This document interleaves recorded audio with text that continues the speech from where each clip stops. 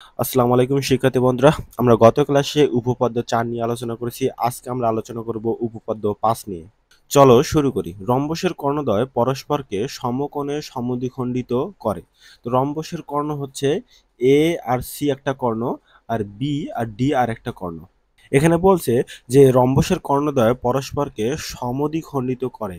তো এখান থেকে আমাদের দুইটা জিনিস প্রমাণ করতে হবে। প্রমাণ করতে হবে যে এই যে এ ও বি, এই যে এই ত্রিভুজটা, এই ত্রিভুজের এই ও কোণটা হচ্ছে সমকোণ। আবার বি ও সি এই ত্রিভুজের এই যে ও কোণটা হচ্ছে সমকোণ। আবার সি ও ডি এর এই কোণটা হচ্ছে সমকোণ। আবার এ ও ডি এর এই কোণটা হচ্ছে সমকোণ। অর্থাৎ এই চারটা কোণের প্রতিটাই এক সমকোণ করে।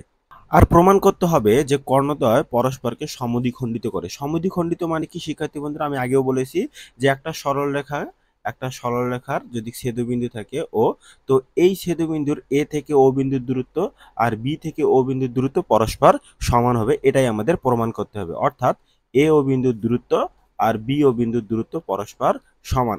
যেমন এখানে কর্ণ হচ্ছে এসি, তো এখানে এসি কর্ণের এ ও বিন্দুর দূরত্ব আর সি ও বিন্দুর দূরত্ব পরস্পর সমান, এটা আমাদের প্রমাণ করতে হবে। চলো শিক্ষার্থী বন্ধুরা আমরা প্রমাণে ফিরে যাই।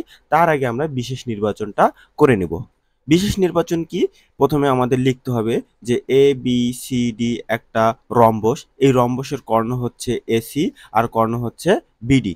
এই কর্ণদ্বয় পরস্পর ও বিন্দুকে ছেদ করে। আর প্রমাণ করতে হবে যে এ ও বি ত্রিভুজ, বি ও সি ত্রিভুজ, সি ও ডি আর এ ও ডি এই প্রতিটা ত্রিভুজে এক সমকোণ করে, যে এখানে দেওয়া আছে। আর একটা প্রমাণ করতে হবে যে এ ও বিন্দুর দূরত্ব থেকে সি ও বিন্দুর দূরত্ব সমান, আর বি ও বিন্দুর দূরত্ব অর্থাৎ এখান থেকে ডি ও বিন্দুর দূরত্ব এখান দূরত্ব সমান।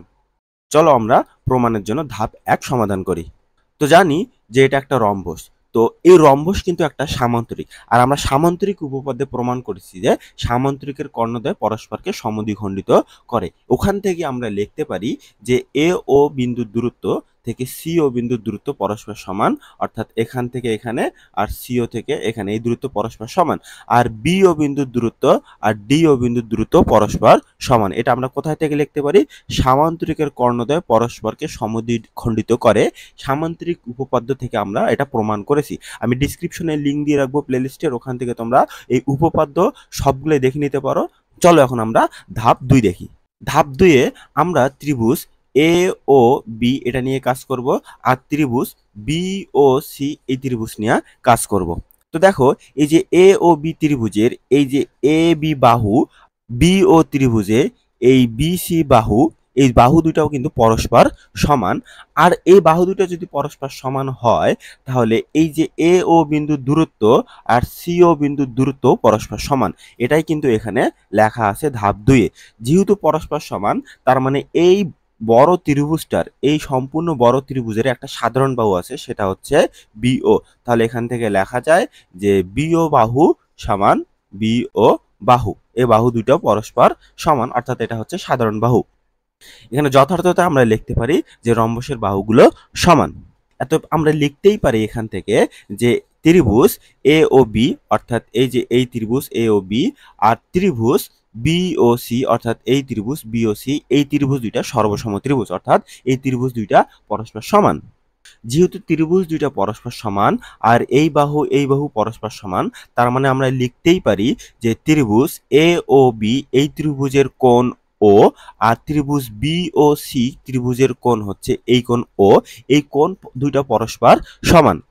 যেহেতু কোণ দুইটা পরস্পর সমান, তো শিক্ষার্থী বন্ধুরা দেখো তো যে এসি বাহু এই দুইটা ত্রিভুজের অতিভুজ।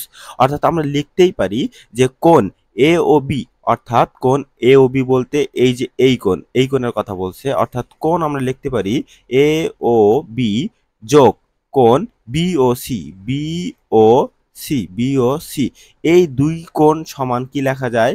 দুই সমকোণ। কেন দুই সমকোণ লেখা যায়? কারণ আমরা এই যে এই কোণ আর এই কোণ সমান একটা সরলরেখা পাইছি, একটা সরলরেখা। তো একটা সরলরেখা সমান কয় সমকোণ আমরা জানি?